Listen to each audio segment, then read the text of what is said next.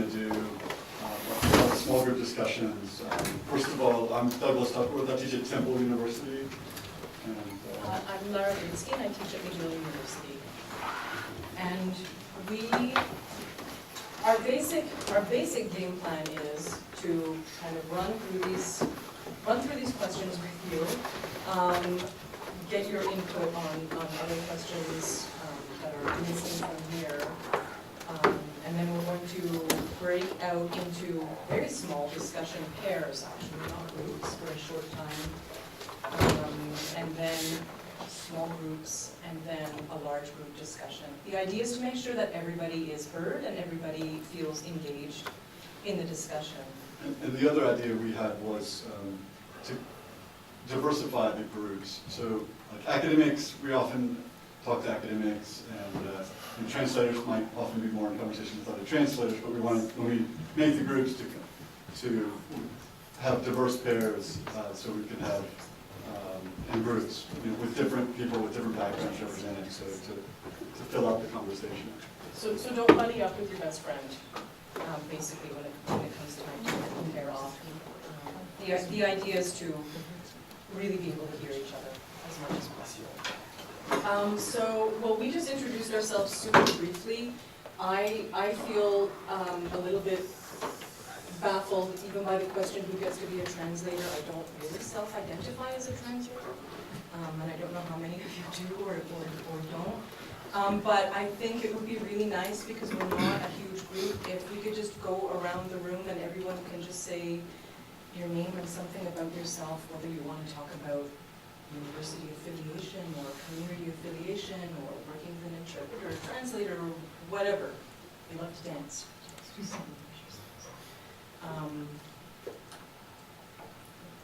My name's Gareth Spiral. Oh, could we pass the microphone around? Sure. That'd be great.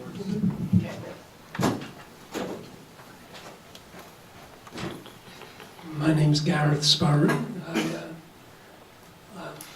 I studied traditionally for quite a long time. Then I did a PhD in Sanskrit.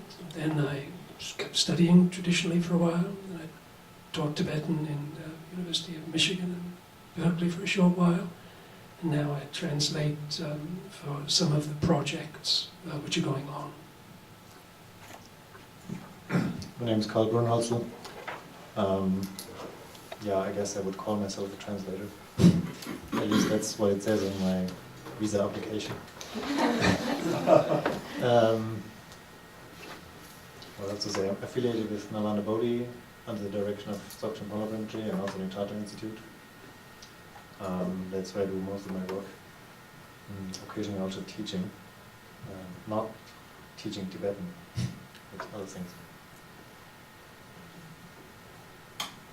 My name is Zach Beer. I'm currently a grad student at UC Berkeley, but I have been also a translator and interpreter for a number of years. I studied for a long time and taught at Rangchung Yeshe Institute in Nepal and translated with the Dharma Chakra translation group.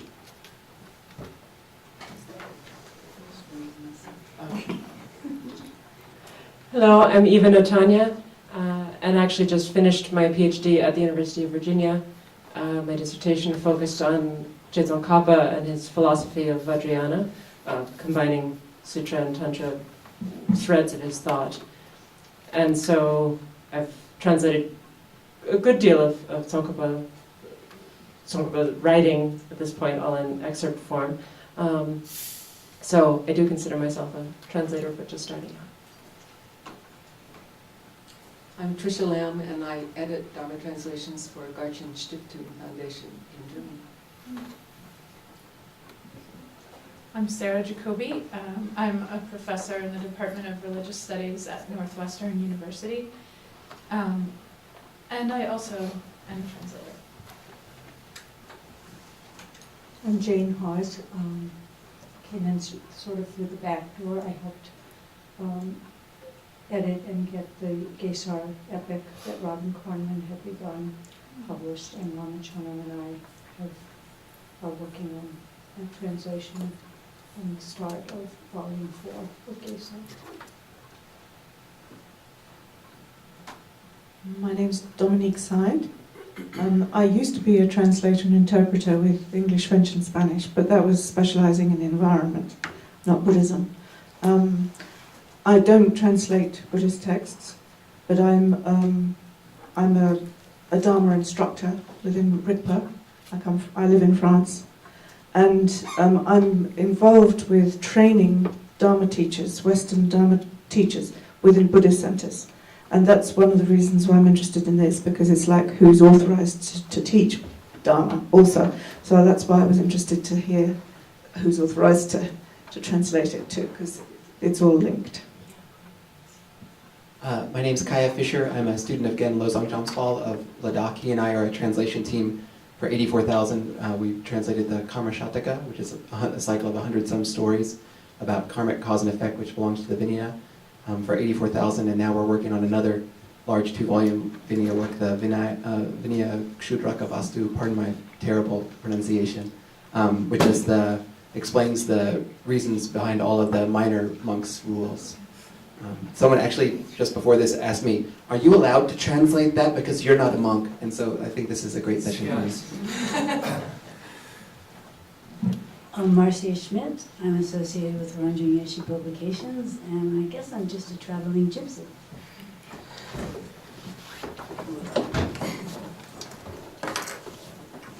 Hello, my name is Katrin Schwan, and I studied Tibetology at Munich University, and then I spent the last 6 years in India studying at Kaigu College in Delhi. My name is Katrina Brooks, and I interpret for 2 geishas at Deer Park Buddhist Center in Wisconsin. My name is Namdrol. I'm affiliated with Maitripa College in Portland, and also a translator and interpreter. Hi, my name is Matt Weiss, and from 2007 to 2014 I was a monk in Tsadra University, and I've dabbled in some translating, but I don't consider myself a translator. My name's Brianne Quick, and I work with Wisdom Publications. I'm not a translator, but I'm happy that I get to work with so many of them at Wisdom. I did get my feet wet a little bit with Tibetan language and graduate school at Harvard Divinity, but I don't consider myself a translator. My name's Adam Krug. I'm a PhD candidate at UC Santa Barbara, and I consider myself a historian, scholar first, and probably translator second.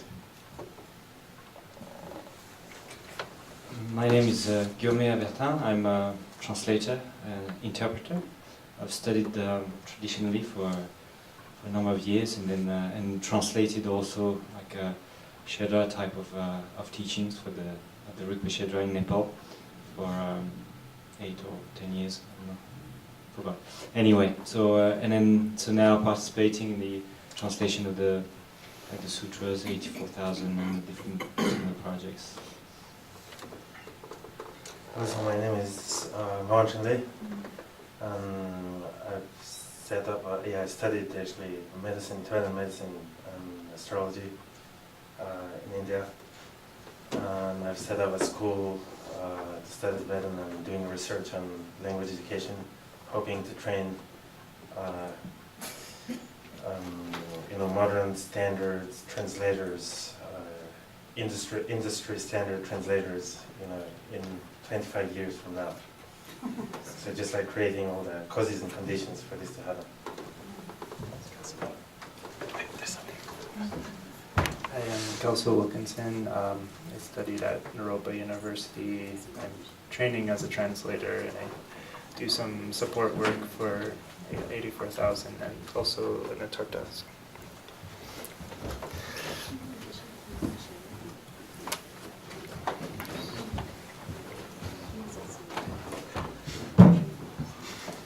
My name is Anya Jumba. I've lived off and on since 1969 in Asia studying Tibetan and Buddhism. I've been a translator since 1975 and stopped doing oral translation around 2010 because of old age, and I'm just doing text, 84,000 and mantras and stuff like that.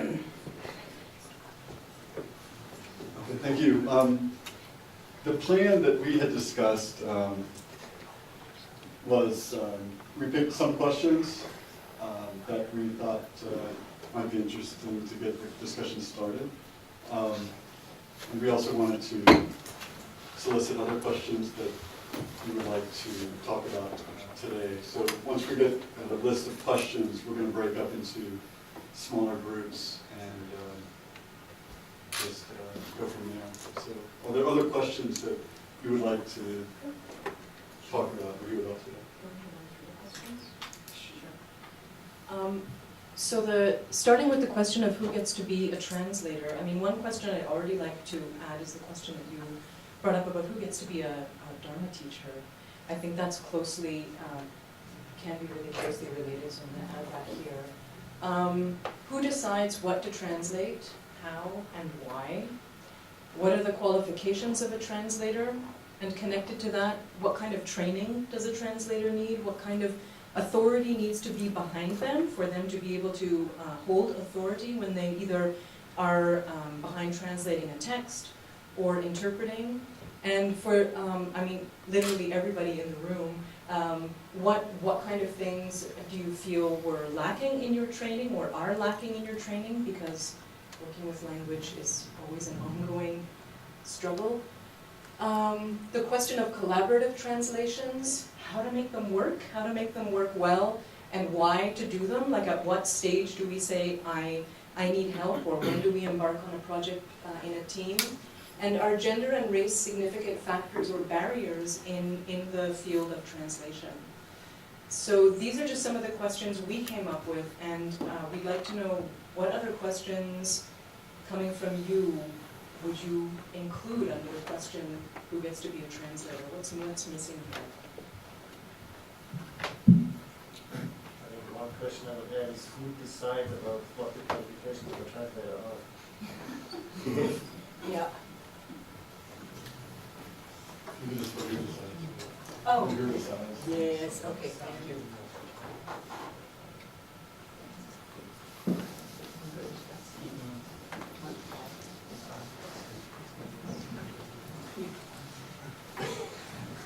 I hope this is a dry fit. I'm going to add that who gets to be a Dharma teacher. I mean, it's not really under translation, but it is connected, I think. Not to who gets to be a translator, but for so many of us, our pathway to Tibetan language has been through connections to teachers and to communities. And our interest in the language is often an interest in getting closer to a particular community or to a particular teacher, finding a way to be useful to a particular community. And that can become a really nebulous space as well in terms of how we identify as a translator or a teacher. Okay. So, any other questions you want to add? We don't have to have other. Yeah. I'm not sure it's quite on topic, but I guess related to the question of who gets to be a translator, but how do we translate? I feel like we're addressing at the conference a lot of versions of the question of should we translate literally or not so literally? It comes up 1,000 ways, but there's very little discussion of workflow and resources. And so someone like Carl, who's translated a lot, I'm like, when you get stuck, where do you look first? And then where do you look? And then where do you work? Look, I want those kind of meaty workflow related questions so that when I go home on Monday and Tuesday, I know better how to do my job rather than sort of just reflect on my job. Does that make sense? Yeah. It's a bit off topic, so What's the process, or what are resources, or what? You know, if you're a translator, what do you do when you sit down at your desk? What does a translator do? What do we translators do when we sit down to work? What is translation at the most basic level, and how is it performed? Is that too off topic here? it may be a little bit,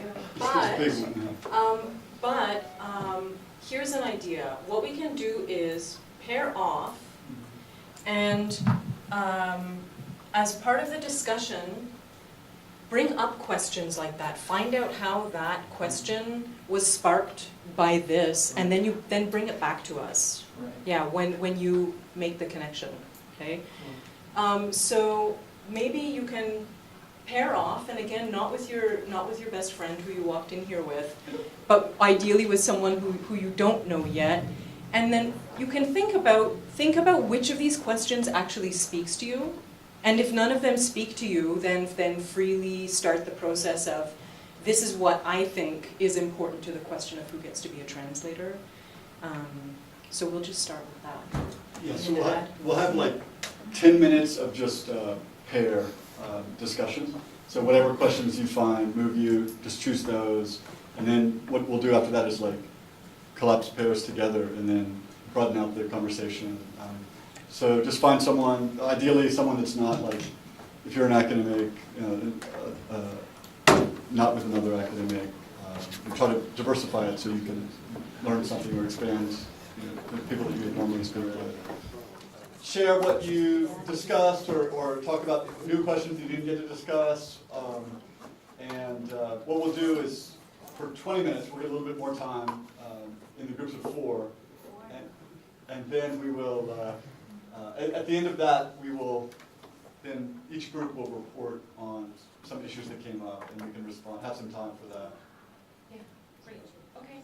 So just put yourselves into groups of 4. So what we'll do is just go around to each group and each group will maybe designate a spokesperson to raise one issue that we'll throw out to the larger group, and then everyone will get a chance to discuss.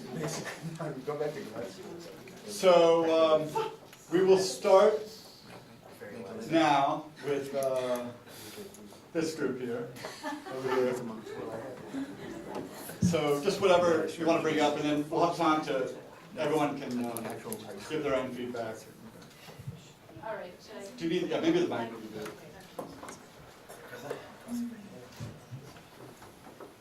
Okay, so over here we've had a dynamic and interesting conversation about a lot of things. Many of them not precisely. Is this on? Doesn't sound like it. Many of them not precisely on your well-organized list. Can you hear her then? I just started. Yeah, I think they want it for They want to record.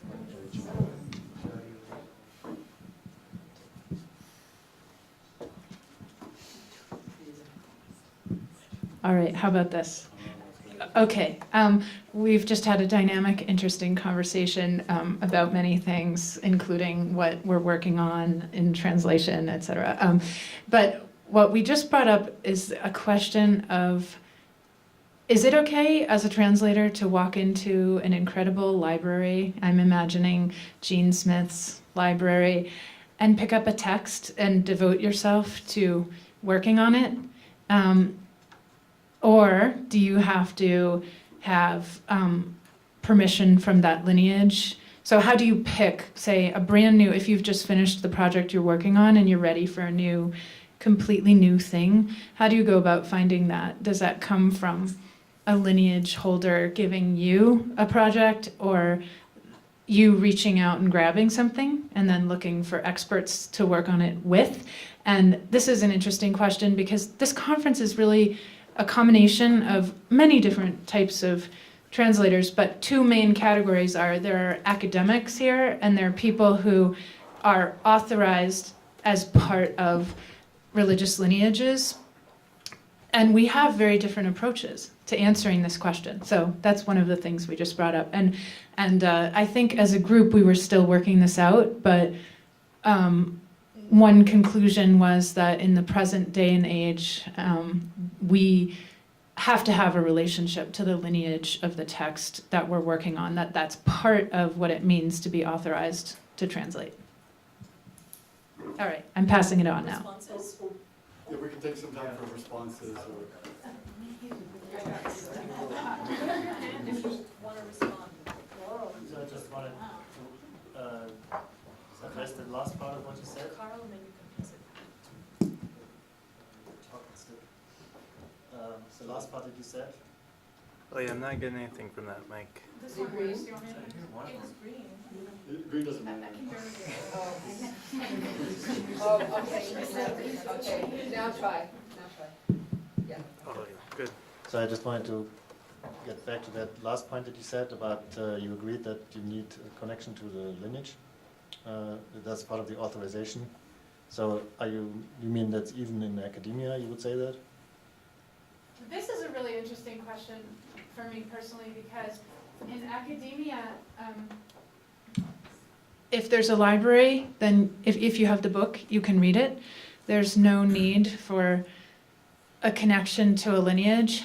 In fact, it may even be frowned upon in academia to have an affiliation with the lineage that you're writing on. So many academics wouldn't talk about it if they did. But I think that we have to hold ourselves to a higher standard and find some middle ground there. So no, you don't need a connection to a lineage as an academic, but that doesn't mean that academics don't need a connection to a lineage. Does that make sense? Yeah, sure. I also think, I mean, what you're saying, I think applies to Buddhist practitioners who might happen to be also academics. But if it's an academic who's not a Buddhist practitioner, they wouldn't even see any point, probably, in being part of a lineage because they're not Buddhist. Right. So Carl, do you want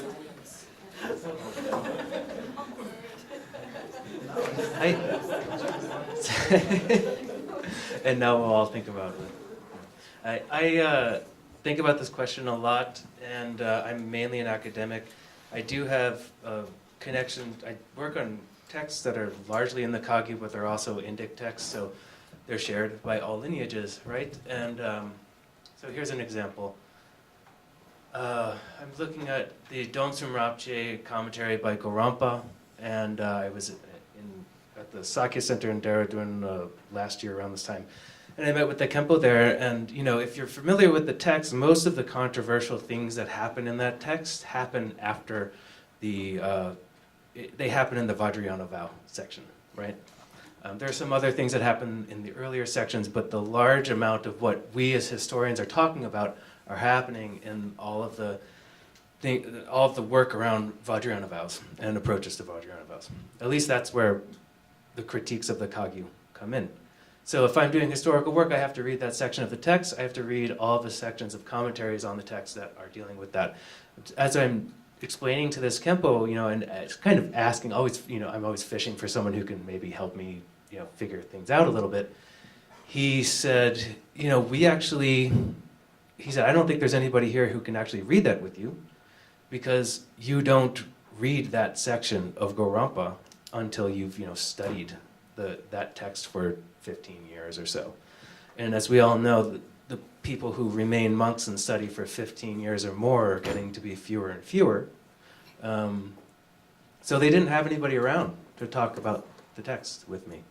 And that, to flip the question a little bit, and because we're trying to honor the Tibetan tradition of getting authority from a teacher who says you can pick this book up and now read it by maybe adhering to that in some way. But what about the problems that are inherent in waiting for somebody to tell you what to read? Why were there no monks at that monastery who'd even just glanced at it, I see that as actually something that we can give back to Tibetans to maybe take some more books off the shelf. I've noticed that seems to be a problem, so I don't know if that takes the question in too much of a different direction or not, but there it is.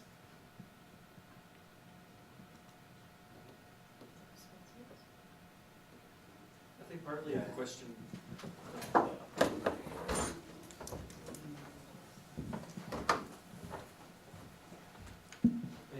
Partly the question could be, who are you translating for? And is it part of an academic publication? Is it some work on history or something, or is it something you intend for practitioners?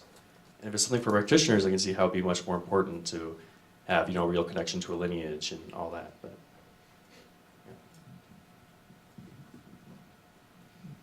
Should we move on to another group, perhaps? If there's any other thoughts on? Since, well, you Since- don't have the mic over there. But How Anderson about- came a bit late to this group, but maybe, or someone, you can be the spokesman, or if there's someone else. Any issue you want to raise for the group?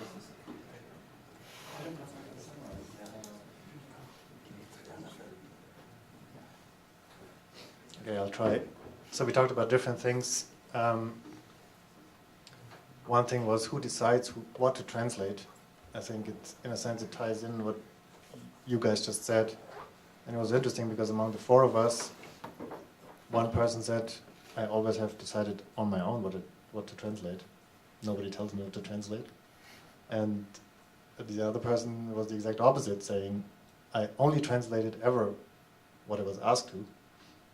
And then two of us were kind of mixed in between. Like we had our own decisions sometimes, and sometimes we were asked to do things. And I think we didn't talk about how and why, only who. And the other thing, but I think it shows maybe the dilemma also which ties into the why. Why are you asked to translate something? Is it because that's a text that, for example, your teacher likes very much? Or is it something that he wants to teach? And that's why you have to translate it? Or is it something that you want somebody else to practice and that's why you translate it? Or is it just because it's generally considered good or generally virtuous? There's a whole bunch of reasons why one could be asked to translate something. And then at the same time, there's a whole bunch of reasons why oneself would decide what one wants to translate. Like we also talked about, why do we translate in the first place? Love of the Dharma, love of translating, all kinds of things, especially interest in a topic.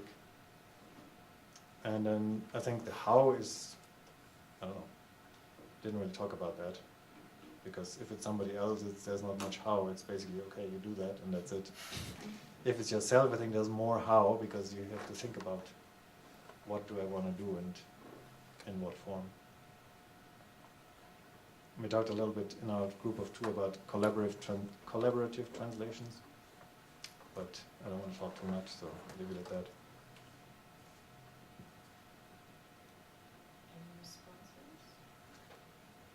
Collaborative translations might be interesting to respond to.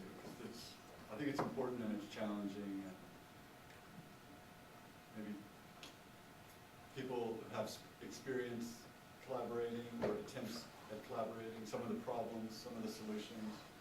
Do you think it's worthwhile to try to collaborate? Certainly, a lot of us collaborate with Tibetans, at some point, even if not during the translation itself, but in getting explanations on the text, but also even collaborating with other translators. So our thoughts, any thoughts on that? Maybe I'll try to spark the discussion a little bit, because Carl and I were discussing about,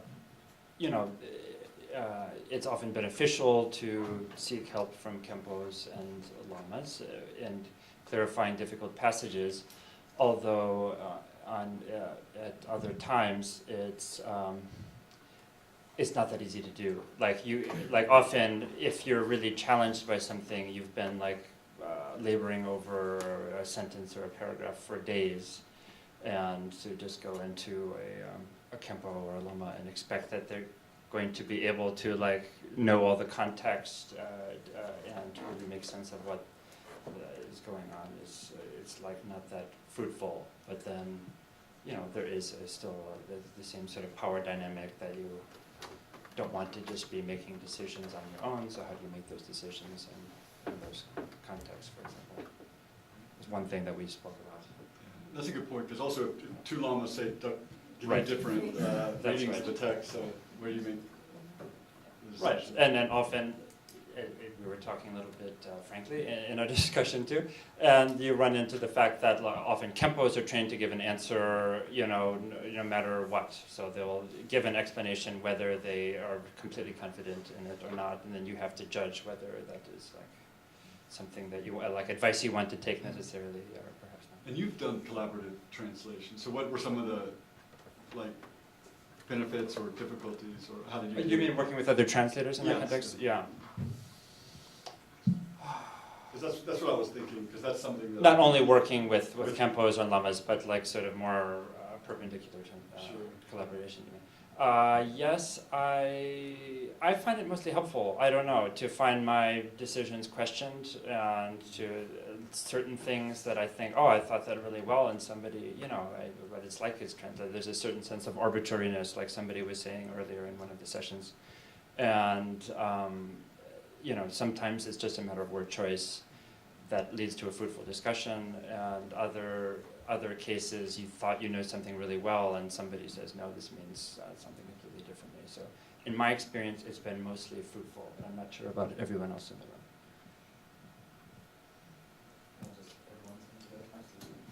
So we also, I think we agreed on that even if you talk to like a native Tibetan speaker, no matter how highly educated they are, usually they're not translators. So they can give you an explanation, hopefully, of what it means in Tibetan, but that doesn't still help you sometimes to actually translate it, like to actually put the pieces together and render the meaning in English. So that's why it's sometimes I find it more helpful to talk to other translators who have been working on a particular specific text genre or a specific text that I have a question about, and talk to them, because they have gone through all the process already, and they might have some ideas about how to actually render it into the target language. So given that, then it's good and important to rely on native speakers, but also it has its limits when it comes to the actual translation process. Oh, a little bit, I have one little contribution and then pass it over. One of the discussions that we were having a little bit earlier on the topic of collaborative translation had to do with, in a specifically academic context, very specifically, if you're in a tenure track position, before you get tenure, we're really discouraged in our field from sharing the spotlight with anyone. So it can be problematic to work in a group just in terms of what kind of beings we are being cultivated to be in the academy, where we're supposed to be, oh, it's all me, I did all of this is my CV only. And so the joy of working collaboratively for academics sometimes can only come after tenure, when it doesn't matter anymore how many people are on the cover of the book. It doesn't matter anymore if your name doesn't actually appear on the work. And so that's just something else, is that it's for people who are kind of making their livelihood on the academic side, even though for me, it's always been a better way to work on a text with other people, it's kind of like a privilege I've only been able to enjoy at a certain stage in my career. I don't know if anyone else has anything to... In terms of collaboration with other translators, I've worked with a couple different groups, and it has its big challenges and it has its big rewards, I think. Because sometimes it's frustrating if you craft, you spend a lot of time on one stanza and you crafted it, and then someone else has made edits. They just kind of, oh well, just change this.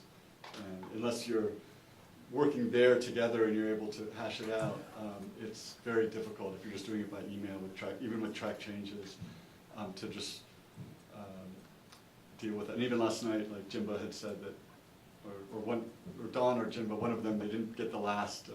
Whoever gets the last edit's making that decision. Right. But I've also worked with people sitting in a room together, just looking at on a big projector and just going through very slowly with a translation. And it took so much time. It was incredible the amount of time it took just to go through the text. But it was really fun, and it was so I learned a lot. Like I wouldn't have thought to translate like that, and everyone had different skill sets. So I was in our conversation in the natural sciences, like in academics, you always have co-authored. It's rare to have like a single sole-authored article ever in the natural sciences, whereas in the humanities or translations, kind of someone just working on their own. most people do. I mean, there are translation groups who are working with Tibetans, but I think working with other translators, although challenging, I think it can be it can be very helpful. Oh.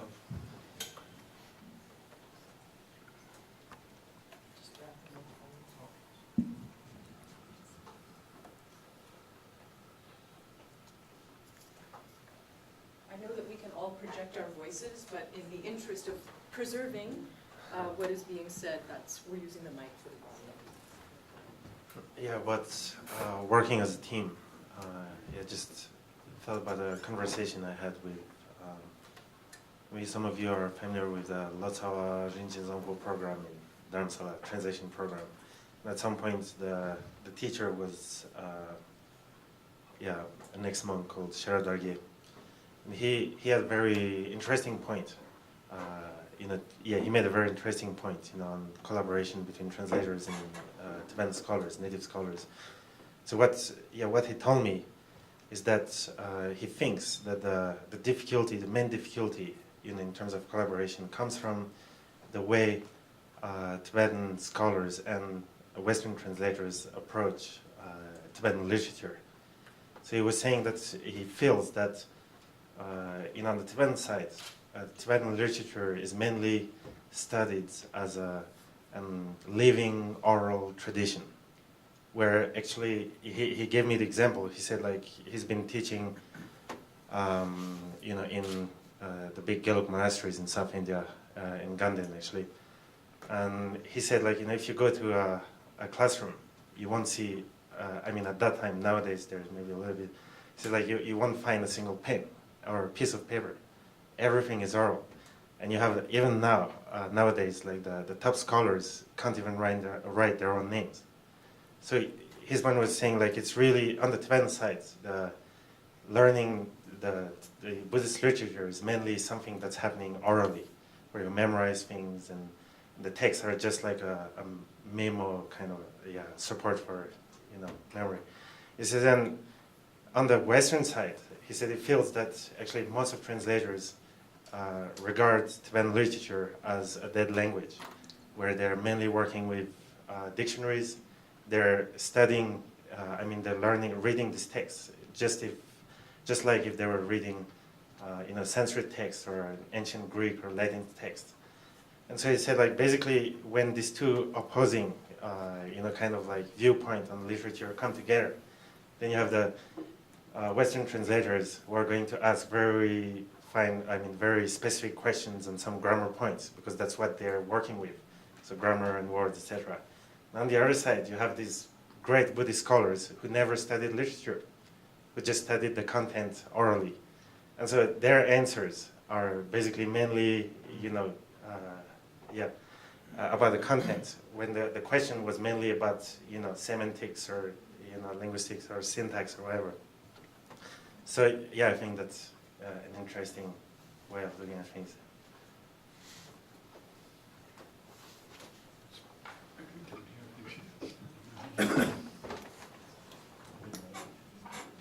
I'd love to respond to that just a little bit. My own experience feels like it might mix those two a little bit, and I've reflected on how the translator's attention to grammar, which we have to do in order to render something into English, it doesn't necessarily detract from the oral tradition, I think. I think it's really important to have the balance in terms of receiving teachings in a traditional setting. But in my own work, I started to discover that it's possible to ask questions of the text fully embodying the things that matter to the tradition in the way that it's been passed down, but still bring almost these meta-questions or these questions that come from working in a Western context, whether philosophically or grammatically. And that's essential to the process of translation, because if we didn't ask those questions, we'd never be able to render it in a new language that transmits it accurately to the intended meaning, as in the dharmic meaning. So it's complex, but I would love to continue that. I would love to see that kind of dialogue continue. Actually, he did some. He did some. He did something more. Yes, so actually, yeah, still this Genshiro Dogi, he told me like when he realized this, then he thought, okay, so basically what's missing on both sides? On one side, the spoken language is missing, because when a translator who speaks, to quote Ugyen Tobgyal, who speaks like a 3 years old Tibetan kid, comes to see a scholar telling them they're translating, this treatise, this commentary on the Madhyamika or whatever, and they're just like, who are, they can't even speak the language. Why would I, take them seriously? Then on the other side, you have the translators who ask a question, on some grammar points, and they get an answer that's completely off. They feel they don't even know their own grammar. So why would I, trust them? Or they're just like, answering stuff that's, it sounds like a little bit like some bullshit, just like turning around the pot. And so he said, like, in their translation training when he was teaching them, so that for this reason he tried to emphasize a lot on teaching spoken Tibetan to make sure that translators can communicate, directly in Tibetan with the teachers. And he said at that time, now he's not teaching anymore, but he went back to the big Gelug monasteries. So he actually went to the three main Densa, and he actually quizzed people on grammar. So all these, geshes, he had asked them questions on, grammar in the text, and he found out that actually they don't know, they can't answer, even like very simple things. And so he in Ganden, he did a test. So he asked actually to some geshes who were like very learned in the content to, if they were, he asked them if they were ready to study grammar. He's a grammar specialist. And they said, yeah. And so he started to teach them, and what they did is memorize the grammar text, memorize all the rules, debate on the history, and they actually still couldn't write. And so he said, like, then he tried another thing, which was, he had these very like good scholars to write, to write things, and he made them write for 6 months, write just like writing exercises. So at the end of 6 months, then they were able to answer, like very precise questions, on the text, and give some answers that actually would make translators happy. So that's, I think both sides, kind of need some training. Yes, there's another group on this side, right? There is.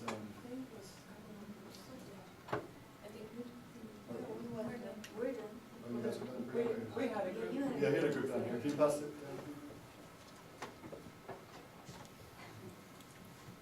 Okay, now I have to remember what we talked about. It was more on that question of deciding what to translate, and also the notion of lung became very important in our conversation. And it came out almost like it seemed to us, and this may be an artifact of the particular participants in the conversation, but as though certain lineages, maybe more within the Nyingma and Sakya, one has to have, and certain current Tsadra groups, one has to have an oral transmission even in order to study certain sutra texts, not only Vajrayana, as opposed to well, I'll just say it's in my own experience, in a Gelug context, one has to have a teaching on the topic, but it doesn't necessarily mean that the Lama has to have given a oral transmission of every word of the text in order to study that text. And that goes even for Vajrayana topics as well, as long as one has the empowerment. And a general teaching on, a more or less specific teaching on that topic. The student or the translator is then free to go on and study other texts with a more general permission from the teacher. And so we were reflecting on how the more strict approach, where students can't study without the actual oral transmission, can sometimes make it more difficult to spread online teachings. When a Tsadra wants to be able to spread teachings internationally, but there's a requirement that every single student, to even hear the teaching, has to have heard the lung directly from from the Lama. And we were reflecting on what that might look like in 20 or 50 or 100 years, whether those Lung traditions will have continued in Tibetan. And then at the very end, we got into the question of, can a translation ever have the quality of a Lung? In other words, if there's nobody who can give the Tibetan transmission anymore, would a particular English translation or the energy of the way that transmission was given ever then have the authority to be passed on traditionally that way? Anything else I forgot? So any responses to this in Marcia? Carl left, but also now Trungpa Rinpoche has one student who's a Westerner who's been named a Khenpo, who went through all the Khenpo training. And I believe also Carl has been designated to be a Khenpo. So things are changing in that way, and that it's a matter of us having the kind of reverse prejudice of not wanting to go to Westerners who may hold the traditions and also be English natives but fluent bilingual. The other thing is with Trungpa Rinpoche blessed the English language, and he did everything, all reading transmissions in English. And their students, they all practiced in English. Can you pass by? Carl, did Punlop Rinpoche name you a Khenpo? Oh, between silence and not talking, this is. Sorry,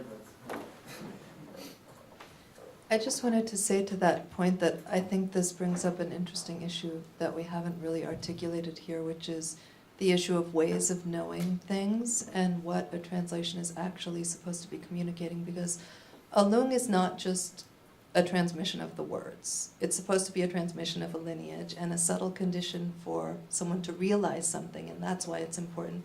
This is not something that we think is important in Western culture. We haven't addressed it. We don't understand it.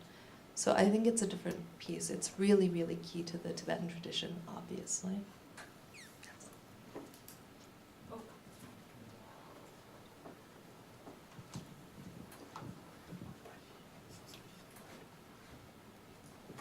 I have the bad luck of having a little dog, and the dog won't go on the plane in a box. So that means I have to drive across the country. So my wife and I drive across the country twice a year, from California to Toronto. And it takes quite a long time, so one of the things we do is we get audiobooks. And, you know, there's good books and there's bad books, but occasionally you'll get a decent book. And the person's reading the book. And you're not studying it, but you're hearing an audiobook. And it struck me that that's probably what a lung means. In other words, I'm not sure, I know nothing about it. You know, not knowing anything about it and trying to make sense of something which didn't make sense to me, but nevertheless is said to be important. I thought, well, I wonder if you can have a lung. I mean, you can have it, and so on, but if you can have a lung in the sense that is being talked about, if one can't understand a word, what the person's saying, because they're speaking in another language. So it's only my reflection that when I hear an audiobook, it's a great way to think, I'm going to go back and dig into that book. So I'm not sure if that's case in point, but so I'll say that. Any other thoughts on this?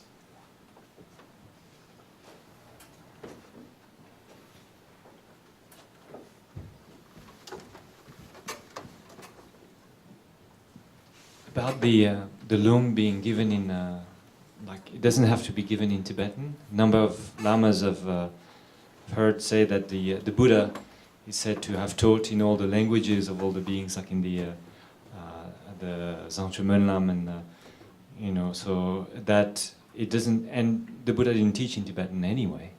So in that respect, the English language or whatever modern language has as much value as the Tibetan language. So somebody who's received the Lung in Tibetan could transmit it in English. When I hear that, though, I can't help but think, as a translator, you know, it's like, well, that depends maybe how accurate the translation is, and we go back to this discussion about the accuracy of of translation. But so it's just the point about, you know, just doesn't have to be in Tibetan. I suppose we'll be able to give lungs in English if we want to, if we understand. Because now with 84,000, there's a translation of the sutras, and there's those reading. What do you call the sutra readings that the Dzongsa Khyentse Rinpoche organizes, but there's no lung kind of no emphasis on giving the lung so far. So I don't know if that's deliberate or where that's going.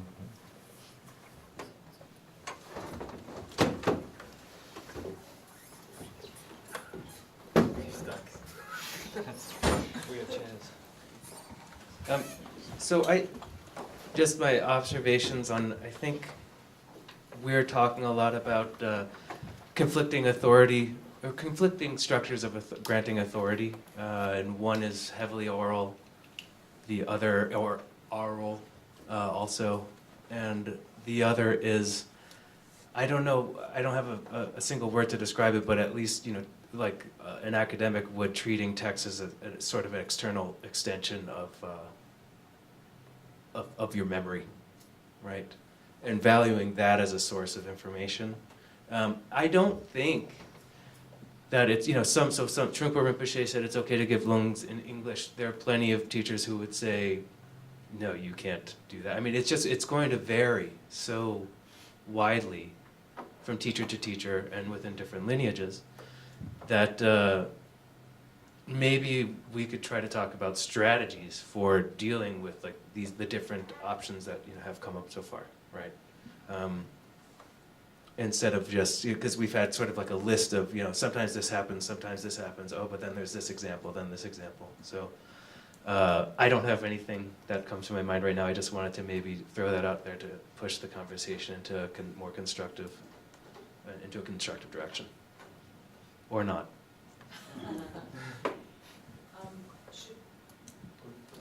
Okay, sure, one more response and then there's still two groups.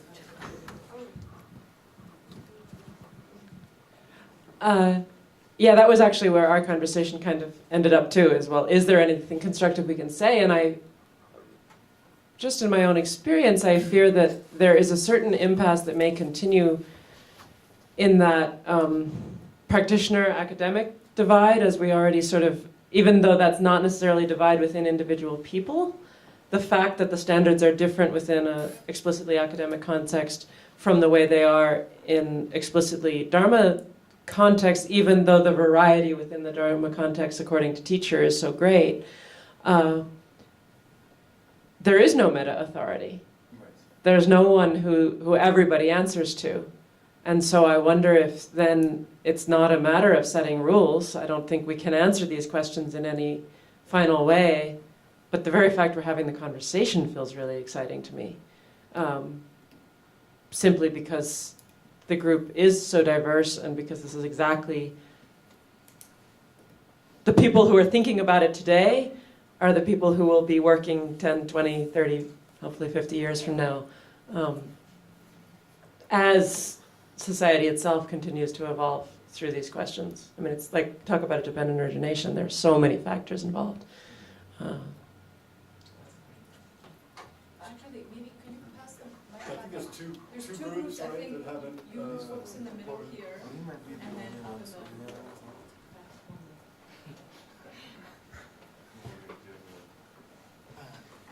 Maybe both. I don't know if I can speak to your Speak. Okay.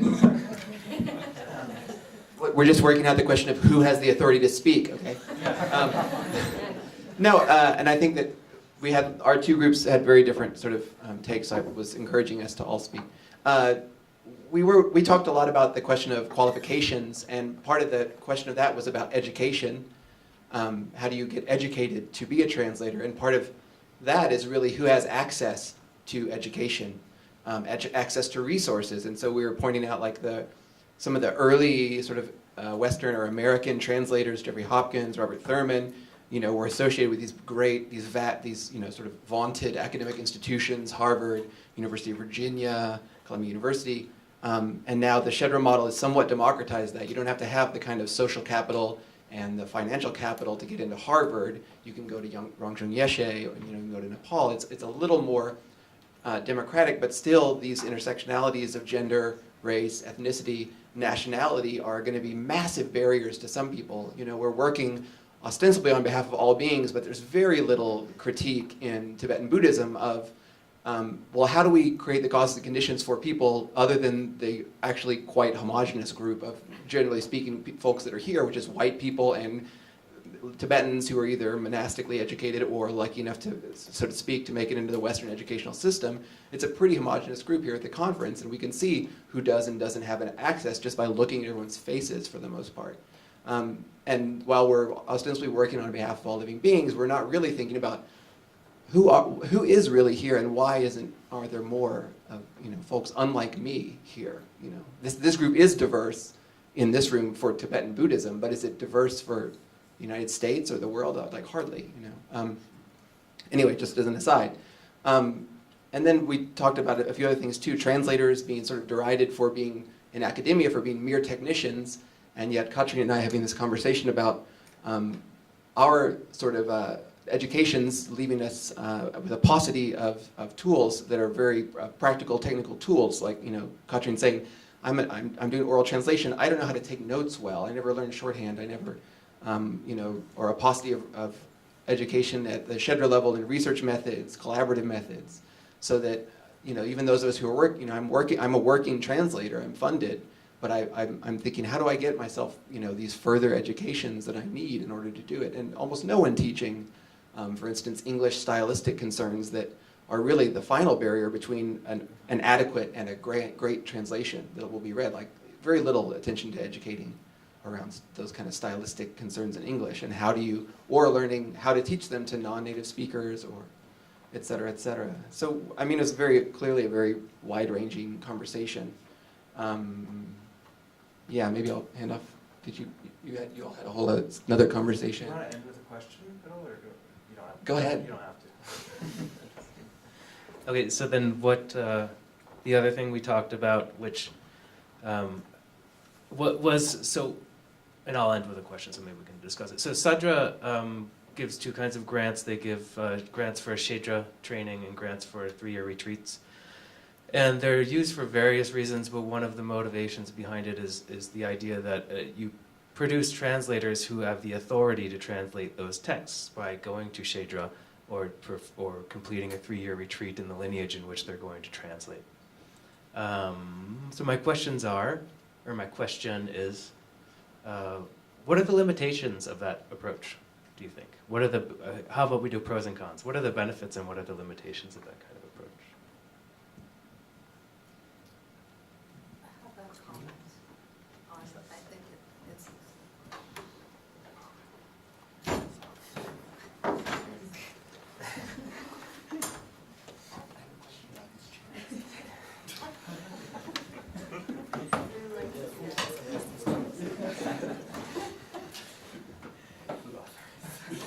Is it on? Yes. So one thing that our group also talked about pretty extensively, and that I didn't hear until your group brought it up, thank you very much, was the question of accessibility. And I think that is my big concern with that model, because this actually, in our smaller group we just started talking about it, but in our larger group we started talking about the motivation of a translator. And my teachers have always said to me, you should just have pure motivation, don't worry about how you're going to make your livelihood, it's all going to work out. And some of our other group members brought up, that's easy to say if you're in very certain particular circumstances, and particularly if you don't have children, and probably depending on your socioeconomic background, definitely. It's a privilege to think like that, really. So that would be my concern with that setting that up as a model for translators, because really there's nothing for translators. There's no health insurance. There's no retirement plan. I have at my Chiba College, we have a translation program, and the numbers are really dwindling. People call us all the time and say, what am I going to get after this? And yeah, you can be a Tibetan translator, but there's practical concerns. So.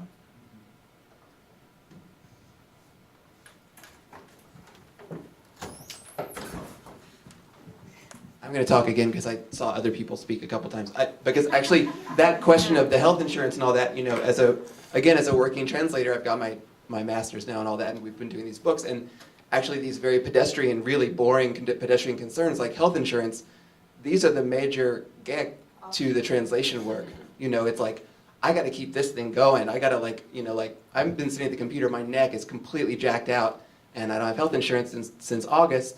Like, these are the main obstacles to our work, you know, and it's not just, it is great to get the grant and now I can buy lentils and kind of pay rent or whatever, but which is not to be Scott, that's amazing, you know, that to not do something else all the time, but these very material concerns, you know, I'm very happy to hear Carl and Woolston back and forth about pronouns, and I'm kind of thinking wow, could we spend some time organizing health insurance though, because that would be super useful for all of us, you know, I don't care, let's get these kind of basic things out of the way. So I just, thank you for that, you know.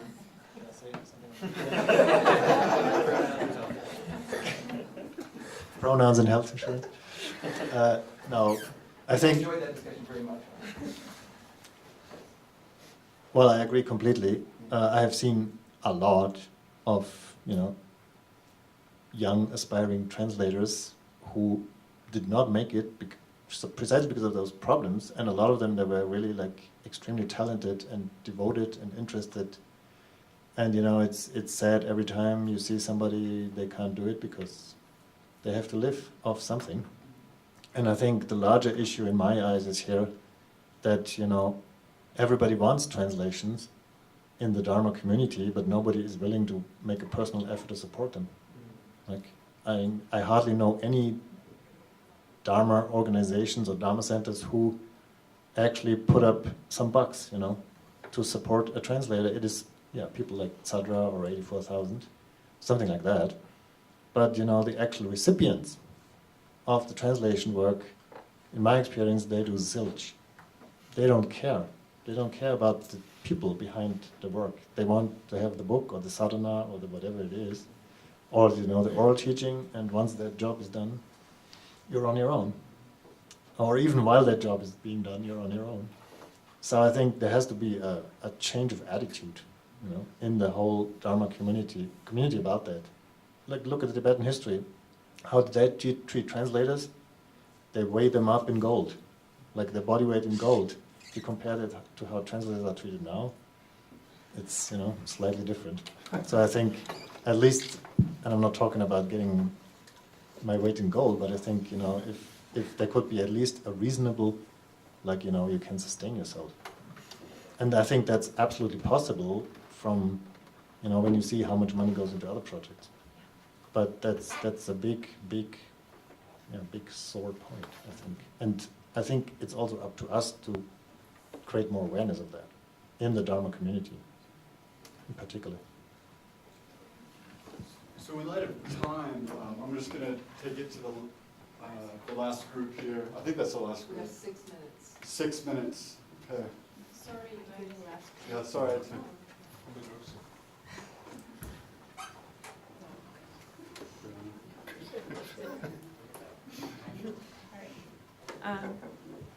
So what our group discussed the most was the qualifications of a translator.